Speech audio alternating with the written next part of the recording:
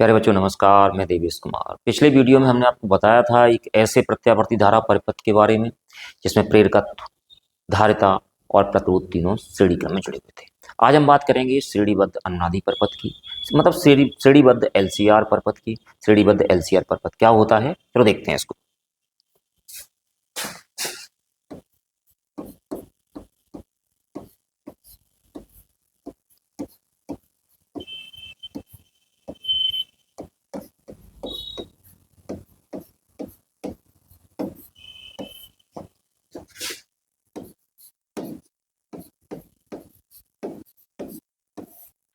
श्रेणीबद्ध अनुनादी परिपथ।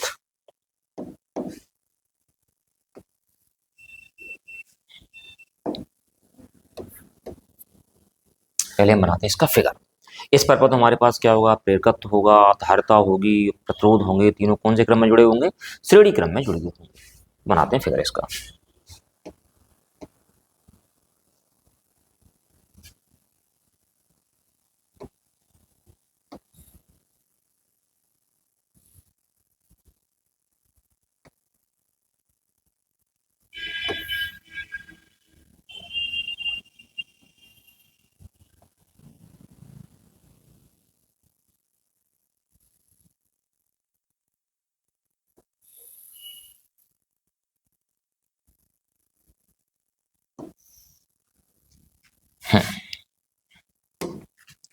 इसमें हमारे पास क्या है, यहाँ पे एक प्रेरकत्व जुड़ा हुआ है, यहाँ पे धारिता सी का संधारित्र जुड़ा हुआ है और यहाँ पे एक हमारे पास प्रतिरोध जुड़ा हुआ है, एल सी आर।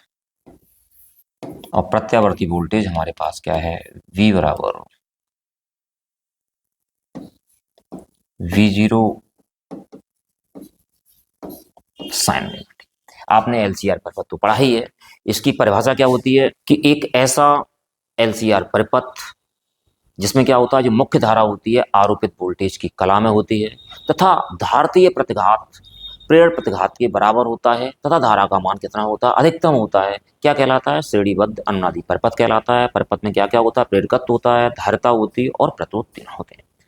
तो इसमें अगर देखा जाए, अगर हम इसकी प्रतिबाधा निकालें, प्रतिबाधा, तो सीधी सी बात है, प्रतिबाधा हमारे पास कितनी रहेगी,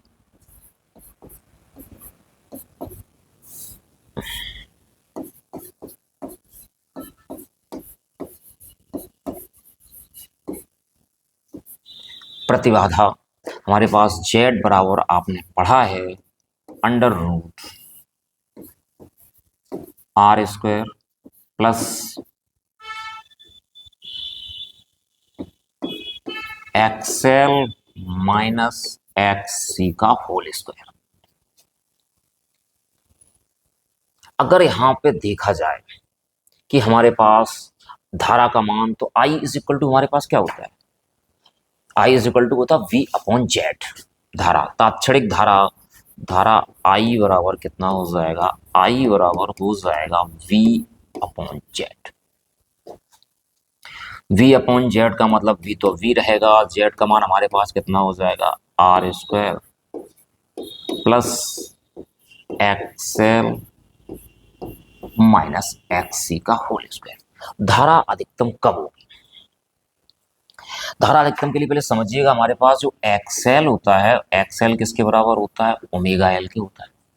और जो XC होता है, XC होता है 1 अपॉन ओमेगा C के।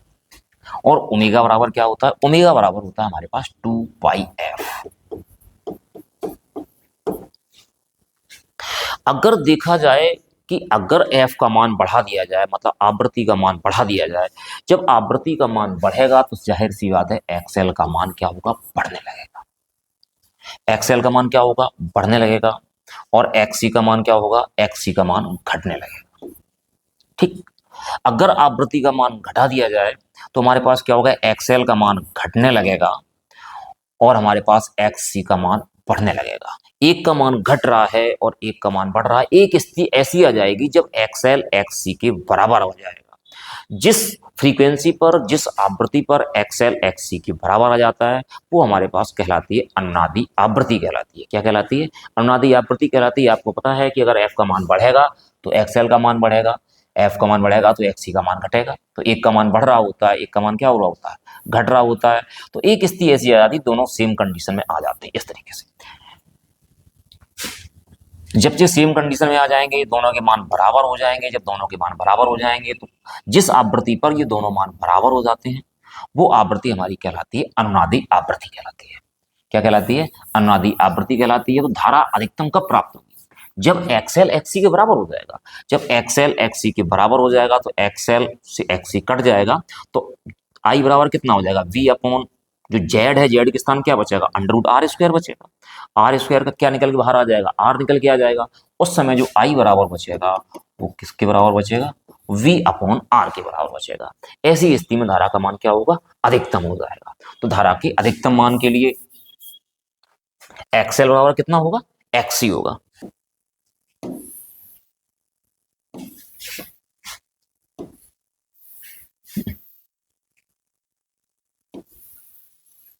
अब हम देखते हैं धारा के अधिकतम मान के लिए।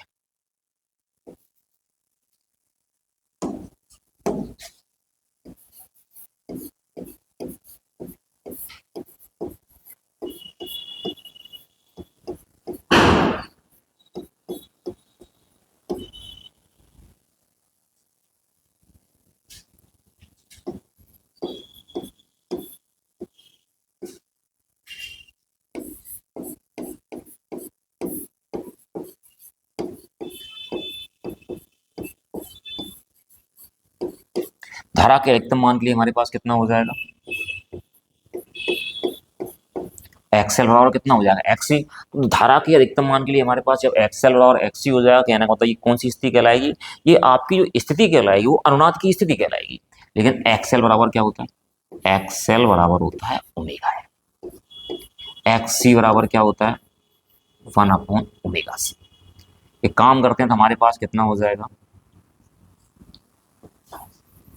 Omega L into omega C बराबर हमारे पास कितना हो गया? 1 हो गया। Omega L into omega C कितना हो गया? 1 हो गया हमारे पास। अब क्या बचता हमारे पास यहाँ पे?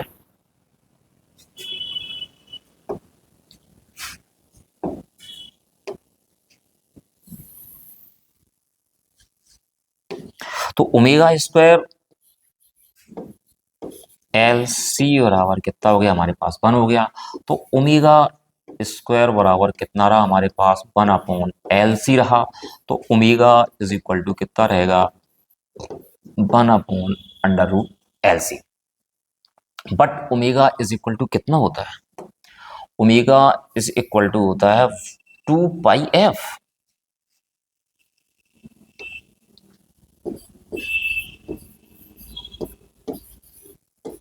ओमेगा इज इक्वल टू कितना होता है? 2 पाई एफ होता है। तो 2 पाई एफ बराबर 1 upon under root L C. तो F is equal to 1 upon 2 pi under root L C. तो ये हमारे पास जो व्यंजक निकल के आया वो किसका निकल के आया? वो अनुनादी आवृत्ति का निकल के आया है। इस आवृत्ति पर हमारे पास क्या होगा? एक्सएल एक्ससी के बराबर होगा। एक्सएल एक्ससी के बराबर होने के बाद क्या होगा? और इसमें धारा का मान कितना हो जाएगा? अधिकतम हो जाएगा। हम इसको एफ आर लिख देते हैं, फ्रीक्वेंसी फॉर रेजोनेंस के लिए। तो समझ गए अनुनादी आवृत्ति के लिए क्या होगा? एफ बराबर कितना रहेगा? 1 upon 2 pi under root L C. ये परपथ की स्वाभाविक आवृत्ति के बराबर होगी। अब देखते हैं ग्राफ।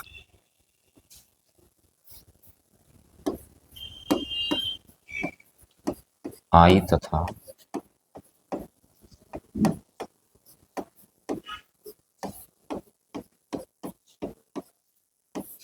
ग्राफ।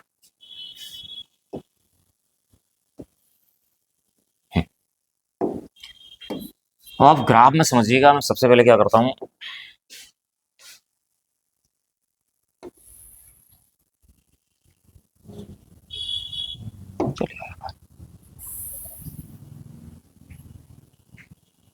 एक रेखा में इस तरीके से खींच लेता हूं।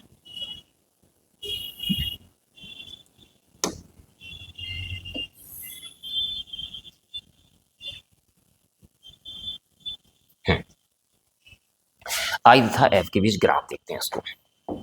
इधर हमारे पास कौन सी है, रेजोनेंस फ्रीक्वेंसी, एफ इस तरफ, एफ इस तरफ, और हमारे पास यहाँ पे मान लेता हूँ कि हमारे पास धारा मैक्सिमम है, और हमारे पास जो फॉर्मूला निकल के आया है I is equal to V upon Z, का मतलब हमारे पास क्या है, R square XL minus XC का होल स्क्वायर। अगर हम अधिकतम धारा की बात करते हैं तो I zero is equal to हमारे पास V zero upon under root R square plus XL minus XC का होल स्क्वायर। लेकिन इतनी बात तो क्लियर ही, अभी आपको बताया गया था इसमें धारा का मान क्या होता है, अधिकतम होता है। मैं मान लेता हूं यहाँ पे धारा का मान हमारे पास कितना, अधिकतम आई मैक्सिमम है, कितना, आई मैक्सिमम। अच्छा, अब धारा का मान आई मैक्सिमम होने के लिए हमारे पास क्या होगा, एक्सएल और एक्सी। अब फ्रीक्वेंसी भी देखिएगा, अगर आपके पास जो आवृत्ति है अनुनादी आवृत्ति से क्या हो रही है, बढ़ रही है। जब अनुनादी आवृत्ति से आवृत्ति बढ़ेगी, जब आवृत्ति बढ़ेगी तो सीधी सी बात है, तो एक्सएल बराबर क्या होता है, एक्सएल बराबर हमारे पास ओमेगा एल होता है, ओमेगा बराबर क्या होता है, 2 पाई एफ एल होता है, 2 पाई एफ एल होता है। तो एक्सएल क्या होगा, बढ़ता चला जाएगा, एक्सएल क्या होगा, बढ़ता चला जाएगा, और हमारे पास एक्सी क्या होती है, 1/ओमेगा सी होती है, 1/ओमेगा सी का मतलब कितना हो गया, 1/2 पाई एफ सी। एक्सएल बढ़ता जाएगा, एक्सी घटता जाएगा, तो कहने का मतलब एक्सएल और एक्सी का जो डिफरेंस है वो काफी ज्यादा हो जाएगा, और जब एक्सएल और एक्सी का जो डिफरेंस है काफी ज्यादा हो जाएगा तो हमारे पास यहाँ पे क्या होगा, आई का मान घटने लगेगा। जब हमारे पास कंडीशन क्या होती है, जब हम फ्रीक्वेंसी का मान बढ़ाते हैं तो हमारे पास एक्सएल और एक्सी का डिफरेंस क्या होता है, बढ़ने लगता है, और जब बढ़ने लगता है धारा का मान क्या होगा, जब यहाँ इसका मान बढ़ जाएगा तो धारा का मान क्या होगा, कम हो जाएगा, और जो धारा का जो ग्राफ है वो इस तरीके से आना प्रारंभ कर देता है, धारा का मान। ठीक है, अगर हम क्यू आर क्या करते हैं, एफ का मान घटा देते हैं, एफ आर से कम कर देते हैं। जब एफ का मान घटाते हैं तो हमारे पास ओमेगा एल का मान क्या होता है, कम होने लगता है, लेकिन ओमेगा सी का मान बढ़ने लगता है। फिर वही कंडीशन आती है, एक्सएल और एक्सी का जो डिफरेंस है वो फिर बढ़ने लगता है, और हमारे पास जेड का मान क्या होता है, जेड का मान अधिक हो जाता है और धारा का मान कम होने लगता है।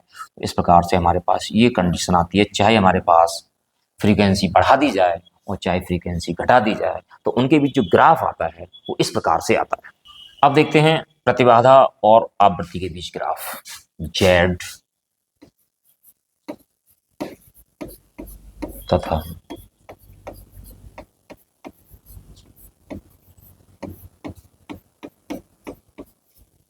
एफ के बीच ग्राफ।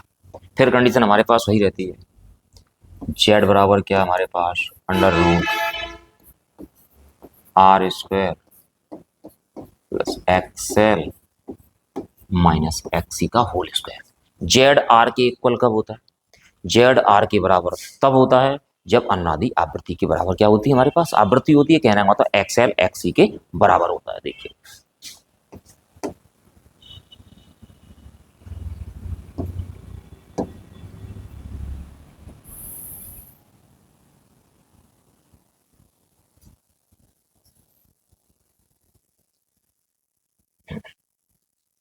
लेता हूं, यहाँ पे हमारे पास क्या है, यहाँ पे हमारे पास रेजोनेंस फ्रीक्वेंसी एफ आर है, और इधर हम एफ को बढ़ाना चाहते हैं, और ये हमारे पास यहाँ पे क्या है, जेड मान लेता हूँ यहाँ पे।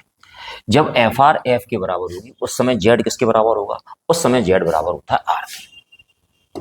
जेड किसके बराबर होता है, आर के। अगर फ्रीक्वेंसी का मान फिर बढ़ाया जाए, अगर एफ का मान बढ़ेगा तो एक्सएल का मान क्या होगा, एक्सएल का मान बढ़ेगा, और एक्सी का मान क्या होगा, एक्सी का मान घट जाएगा। और जब एक्सएल का मान बढ़ेगा और एक्सी का मान घटेगा, इनके बीच का डिफरेंस क्या होगा, डिफरेंस बढ़ता चला जाएगा, और जब डिफरेंस बढ़ेगा तो हमारे पास जेड का मान क्या होगा, बढ़ जाएगा। तो हमारे जब जेड का मान बढ़ेगा तो ग्राफ हमारे पास इस तरीके से चला जाएगा। अगर हम फ्रीक्वेंसी का मान घटाना चाहते हैं, आवृत्ति घटाते हैं, जब घटाएंगे तो एक्सएल का मान क्या होगा, घट जाएगा, लेकिन एक्सी का मान बढ़ता जाएगा। तो फिर क्या होगा, फिर इन दोनों के बीच का डिफरेंस क्या होगा, डिफरेंस बढ़ता जाएगा, जेड का मान बढ़ता जाएगा। तो ये कंडीशन हो जाएगी हमारे पास ये करके।